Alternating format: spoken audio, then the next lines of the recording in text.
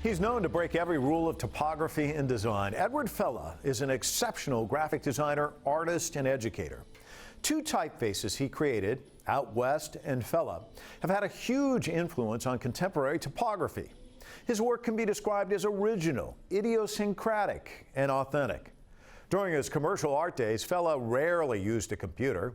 He preferred handmade compositions. Other designers followed what's known as the Swiss style of graphic design. It was developed in the 1950s and it emphasized cleanliness and readability. Fella went in another direction, creating something more eccentric and quirky. Now retired, he still influences the art world and encourages artists to keep their work authentic despite what others are doing.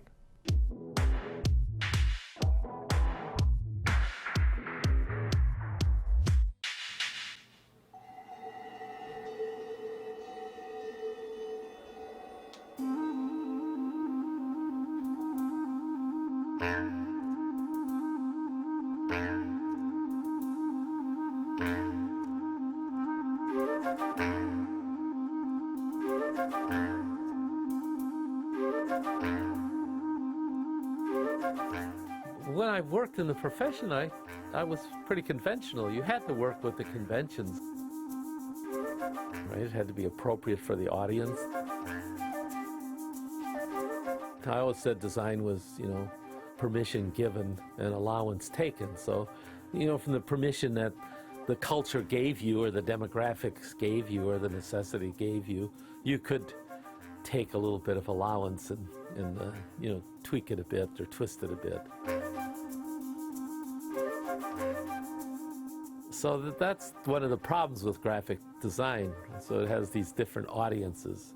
If you're doing a manual for a brain surgeon, you want it to be very readable. In fact, as a graphic designer, you try to make it even more readable, right? But then if it's something more radical or experimental or provocative, then you can do these kinds of things.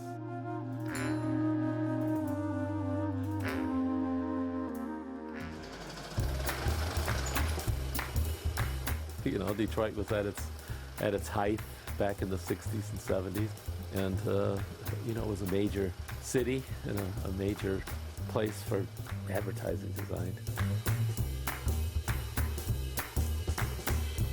So I was a commercial artist or graphic designer in the profession for 30 years, and those were all good years when there was lots of work.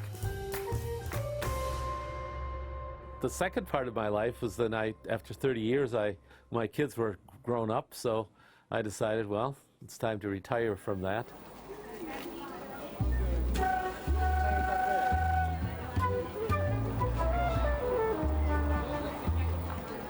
And then I went to graduate school and then graduated at the age of 49, and then I got a teaching job here at CalArts.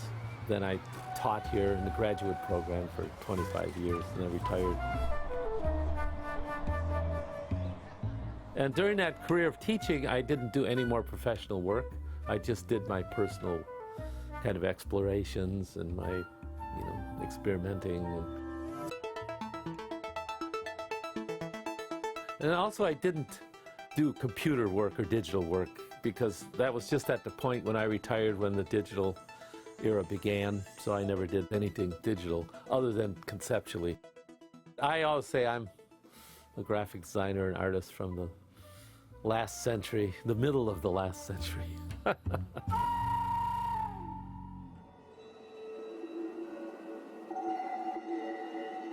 This body of work, these flyers that I did probably for 30 years, allowed me to play out all these typographic ideas. So if I did a lecture, I would bring a stack of the flyers that I did that were kind of a souvenir piece. It was the same, it was an announcement for the lecture that I just gave. Like even this was an announcement for an exhibition that I had. The gallery was called Red Cat, so it never says Red Cat on there, it's just this red cat.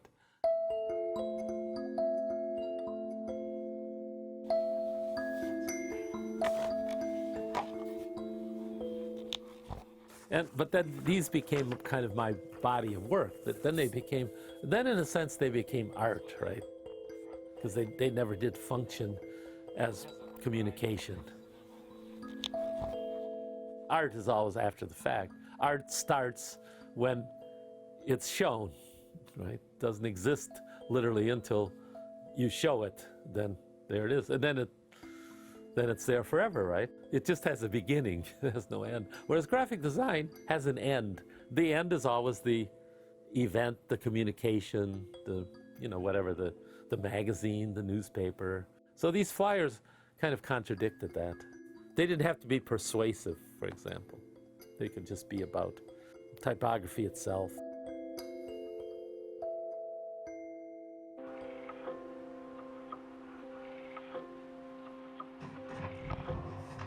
In 1976, somebody gave me a sketchbook and said, why don't you put all this kind of stuff in the book? It also would be this size. That's when I started the little sketchbooks, the pocket sketchbooks. To do with lettering. So this is, you can see how many there are. Each page is a finished page. So it's a kind of experimental typography using, and they're carefully done. And some of them have to do with typography, and some have to do with collage, and some are just pure drawing. So that's an example of. Totally, there are now about 139 of these books, and each book has about 100 pages in it, or 80 to 100 pages.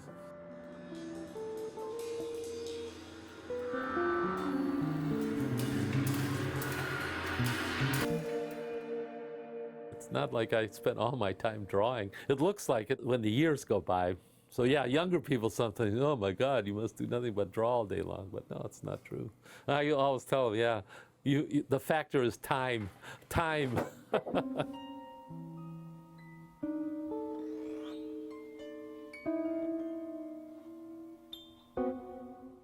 My reputation is something that just came because I made some work.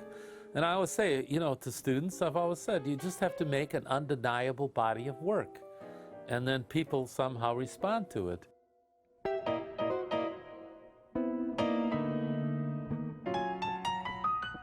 I don't want them to be Ed Fulla. I want them to be whoever they are.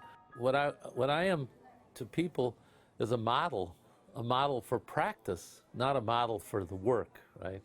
It's a model on how to make your work, how to think about design and all of that, but not a style or an answer. You have to, or you want to, and people do want to have their own, right?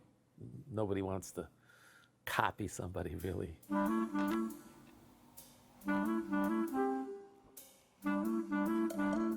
The visionary business then just becomes, a moment in time, comes and it goes.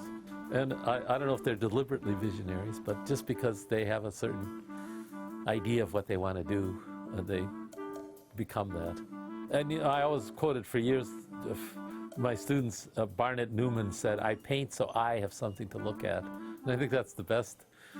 You just do it so you have something to do, and then hopefully it will also satisfy you or a larger culture. And if not, then it doesn't. And if it does, then hey, lucky you. But you're still making it because you believe somehow in wanting to do that.